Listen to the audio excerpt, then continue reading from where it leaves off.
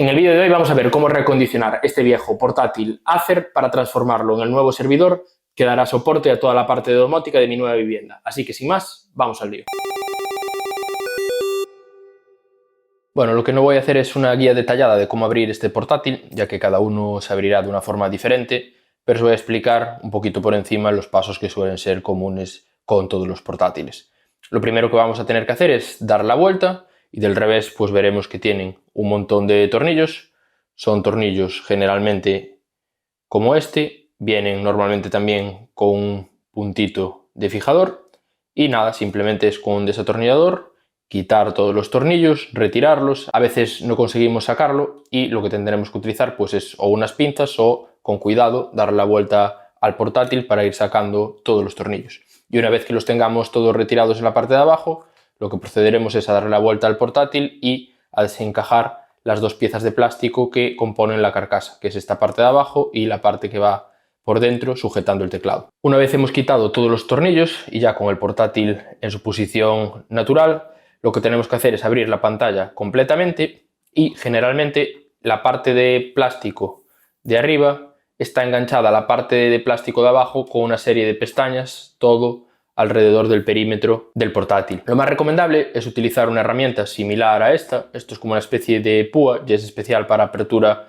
de portátiles y de dispositivos electrónicos y con cuidado ir metiéndola por la parte de fuera y haciendo presión. Lo más recomendable es siempre empezar por una esquina, que será más fácil hacer saltar la pestaña en una esquina y luego irnos moviendo todo alrededor del portátil.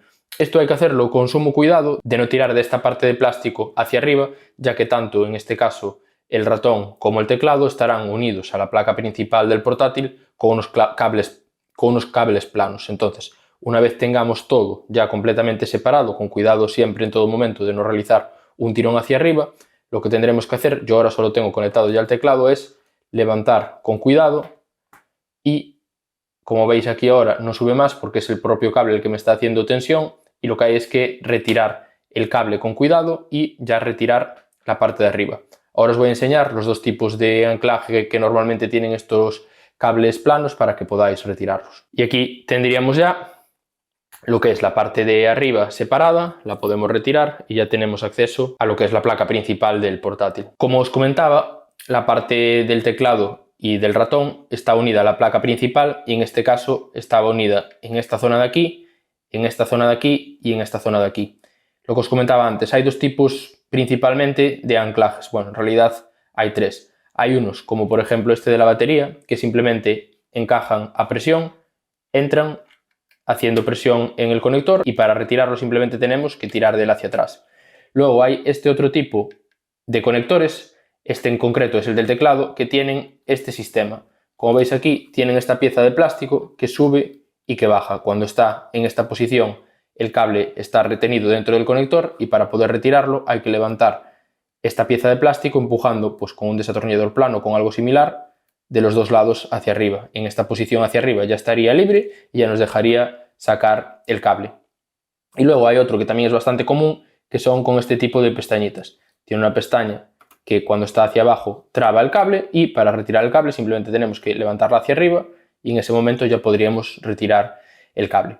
En mi caso, el teclado está fallando. He intentado limpiar el conector y volver a probar, pero sigue fallando. Entonces, lo que tendré que hacer es dejarlo desconectado, ya que si está conectado, está todo el rato como si se estuviese pulsando alguna tecla y el portátil se vuelve un poco loco. Entonces, lo que haré es dejar únicamente conectado el ratón, por si en algún momento necesito usarlo, pero para realizar la instalación y demás lo que utilizaré es un teclado externo por USB. Este portátil en concreto, pues aquí tenemos la batería, este es un disco duro de 1 TB que venía con el propio portátil y esto es lo que sería la unidad de CD-ROM que yo en mi caso la sustituí en su día por este CADI que me permite tener otro disco duro, en este caso un SSD, donde instalaremos el sistema operativo y demás. Para retirar el CADI, pues lleva un tornillo en la parte de abajo que yo ya he retirado, es este que va en esta zona de aquí, que lo fija y es simplemente tirar hacia afuera y ya conseguimos retirarlo. En este caso, la placa está simplemente unida por este tornillo de aquí que fija la tarjeta Wi-Fi y por este otro tornillo de aquí que fija la placa a la carcasa inferior.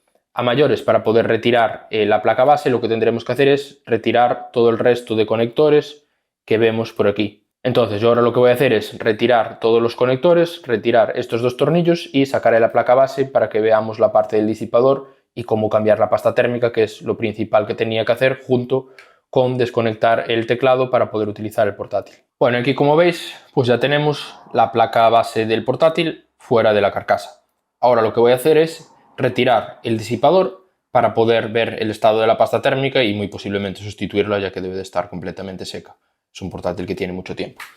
Entonces, para quitar el disipador, si nos fijamos, tenemos esta zona de aquí. Aquí va un módulo de memoria RAM. Aún tengo disponible un slot si quisiese colocar otro módulo de memoria RAM aquí. Entonces, simplemente con un poquito de cuidado para poder sacar los tornillos, levanto esta pieza de plástico y sería retirar los tornillos que fijan este disipador a la placa base. Entonces, simplemente retirar estos tornillos. Los voy a ir quitando. En este caso, como vemos, esta parte de aquí realiza presión sobre la placa, entonces lo recomendable es irlos aflojando todos a un tiempo y no aflojar uno primero y luego el resto. Entonces voy a ir aflojando todos un poquito hasta que finalmente salgan. Sacar el disipador y como veis, pues aparte de que tiene un montonazo de pasta térmica, está ya completamente seca, ya ni mancha. Entonces lo que vamos a hacer ahora es limpiar toda esta pasta térmica. Lo recomendable es hacerlo con algún tipo de papel o algún paño y utilizando un poquito de alcohol para que sea más fácil de retirar. Lo limpiamos todo y os explico cómo se coloca la pasta térmica. Bueno, aquí como veis, pues ya he retirado por completo toda la pasta térmica que teníamos, tanto en los chips como la que había quedado en el propio disipador. También aproveché para limpiar bien el ventilador y quitar el polvo que había en la zona de las aletas del disipador. Y ahora lo que voy a hacer es aplicar la pasta térmica. Para aplicar la pasta térmica hay diferentes formas de hacerlo. Podemos hacer como hemos visto que venía hecho en esta placa, que es colocar un pegote en cada uno de los chips y luego colocar el disipador encima y que lo aplasten. Eso lo que crea es un montón de exceso de pasta térmica en toda la zona alrededor de los chips y a mí la verdad no me gusta hacerlo así. Normalmente lo que hago es echar menos cantidad de pasta térmica y extenderlo con algún tipo de tarjeta o lo que sea.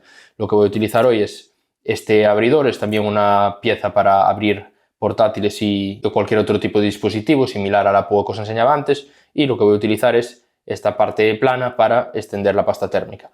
Lo voy a hacer en este chip de aquí arriba, que es el de la tarjeta gráfica, para que lo veáis y luego lo voy a repetir en los otros dos para finalizar el proceso. Entonces, lo que voy a hacer es eso, colocar una pequeña cantidad de pasta térmica aquí en este chip, así debería de ser más que suficiente. Y ahora, con cuidado, simplemente es extenderla para que cubra todo el chip. Y aquí tendríamos ya los chips con la nueva pasta térmica aplicada y ahora lo único que tenemos que hacer es colocar el disipador encima. Para ello simplemente pues miramos de cuadrar primero un poquito los tornillos y ahora igual que antes vamos apretando alternativamente para aplicar presión de forma equivalente en todas las partes de los chips. Simplemente vamos apretando poco a poco todos los tornillos hasta que hagan tope. Y ahora tendríamos ya la placa lista para recolocarla dentro de la carcasa del portátil. Lo que voy a hacer ahora es eso, colocarla dentro, volver a conectar todos los conectores, conectar todos salvo el teclado porque no funciona y pasamos a ver si enciende y si está todo correcto. Bueno, yo ya tengo aquí arrancado el portátil con la instalación de Windows que tenía antes y lo que he hecho es descargarme un par de aplicaciones, el CPU-Z y el CoreTemp, para ver que la pasta térmica y demás quedó bien instalada, como veis aquí. Temperatura actual 47-46 grados, máxima 73 cuando estaba haciendo un test de estrés de CPU con el propio CPU-Z, por lo que todo correcto. Ahora lo que voy a hacer es utilizar este pendrive para instalar en él el instalador de Debian y proceder a instalar Debian en este portátil, que será la distribución base que use para luego dar soporte a todos los elementos que necesitaré para hacer el control domótico de la vivienda. Para instalar el instalador en el pendrive, yo lo que utilizo siempre es Balena Etcher y me he descargado ya la imagen de Debian de la propia página web oficial de Debian, versión de instalación en red, y simplemente con el Balena Etcher lo que le tenemos que decir es qué archivo queremos utilizar para crear el instalador. Seleccionamos dónde queremos instalarlo, ya nos sale aquí, este es el pendrive de 32 GB que tengo instalado. Y le decimos que flashee. También comentaros que lo que he hecho es dejar fuera la batería del portátil, ya que no funcionaba, ya no cargaba, y es mejor dejarla fuera para evitar cualquier tipo de problema. Como veis aquí, ahora ya sale que no tengo la batería conectada al portátil, y eso, si tenéis una batería que no funciona y vais a abrir el portátil, aprovechar y quitarla, que os evitaréis cualquier problema en el futuro. Lo ideal sería cambiarla por otra, pero bueno, en mi caso el día de mañana espero instalar un SAI para alimentar todos los sistemas domóticos, por lo que el uso de la batería en el portátil pues tampoco es algo tan importante. Y con esto ya tendríamos nuestro instalador listo para utilizarlo. Lo que voy a hacer ahora es conectar el portátil por HDMI y por USB al teclado y ratón que tengo en el escritorio, ya que como sabemos pues este teclado no funciona y para realizar la instalación de forma más cómoda lo voy a hacer de esa manera. Pues aquí tengo ya todo conectado a través de la pantalla y ahora es simplemente reiniciar el equipo. Al reiniciar el portátil lo que tendremos que pulsar en este caso es F12 para entrar a la configuración de la BIOS, y ahora nos vamos aquí a la parte de boot y cambiamos el orden. Para cambiar el orden, con F6, como nos dice el menú, lo moveremos hacia arriba. Lo que queremos es arrancar desde el pendrive USB, que es este dispositivo. Entonces lo ponemos de primero y ahora para salir pues F10 para guardar los cambios, le decimos que sí. Y aquí, como vemos, pues ya estamos en la instalación gráfica de Debian. Ahora lo que voy a hacer es instalar Debian, es básicamente seguir los pasos que nos da el instalador, y con eso lo que tendré es el portátil listo ya, con el sistema operativo preparado, para luego instalar el resto de software que me servirá para realizar el control de la instalación domótica. En mi caso voy a utilizar Home Assistant y bueno, os explicaré en los siguientes vídeos qué opción de instalación voy a seguir y bueno, cómo realizar la instalación, configuración y demás. Para realizar la instalación yo voy a utilizar la instalación tipo texto, no el gráfico, y básicamente es ir siguiendo los pasos. En mi caso voy a utilizar inglés, pero le voy a decir que estoy en otra localización, en mi caso en Europa y España. Local le vamos a dejar el de Estados Unidos y teclado le vamos a decir español. Ahora tendremos que seleccionar la tarjeta de red que queremos utilizar para la instalación. En mi caso va a ser la tarjeta de red Wi-Fi porque no tengo cable aquí ahora mismo. Seleccionamos el tipo de seguridad e introducimos la contraseña. Configuramos el nombre del equipo. En mi caso le voy a llamar Domo01, por ejemplo. Introducimos la contraseña de root, nombre de usuario y contraseña para este usuario. Elegimos nuestra time zone, en este caso es Madrid.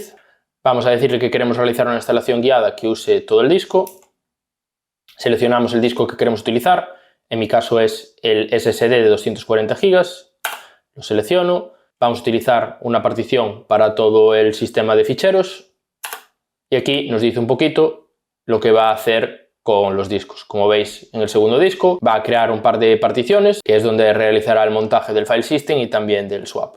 Le decimos que sí, que escriba los cambios al disco y de nuevo nos pide confirmación de si queremos realizar estos cambios en el disco, que serán permanentes. Le decimos que sí y ahora solo tenemos que esperar a que acabe el particionado. Ahora le decimos dónde queremos que realice la descarga de los archivos del repositorio. Le decimos que de España y el repositorio por defecto. No vamos a utilizar un proxy, continuamos. Ahora nos da diferentes opciones. Yo en mi caso no quiero instalar el entorno de escritorio, entonces lo voy a desmarcar. Tampoco quiero instalar GNOME y lo que sí que quiero es el servidor SSH, ya que realizaré toda la configuración, instalación y el restante acceso a este servidor a través de SSH. Entonces lo marcamos y dejamos también marcadas las Standard System Utilities. Continuamos y una vez que ha finalizado, pues lo único que tenemos que hacer es reiniciar. Como hemos cambiado el orden de arrancada, pues nos ha vuelto a arrancar desde el USB. Simplemente vamos a reiniciar y cambiar de nuevo el orden de arrancado, retirar el USB. Entonces yo en mi caso voy a retirar el USB. Reiniciamos de nuevo. Y ahora ya lo que he hecho es instalar el portátil en el rack, os lo enseñaré ahora al final del vídeo. Lo he conectado a la alimentación y he mirado en el router qué IP le ha asignado automáticamente por DHCP a través del Wi-Fi. Es la 222, entonces ya me podré conectar a él.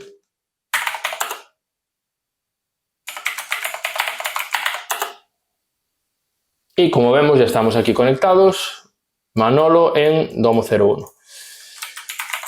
Si hacemos un htop, pues podemos ver el estado del portátil. Aquí, como veis, lleva ya corriendo 3 días. Lo dejé corriendo desde que cambié la pasta térmica para ver que todo funcionaba correctamente. Y como veis, pues estaría ya listo para realizar la instalación de lo que queramos. Yo ya he realizado una primera instalación de Docker. Como veis, está Containerd aquí corriendo con Docker Compose.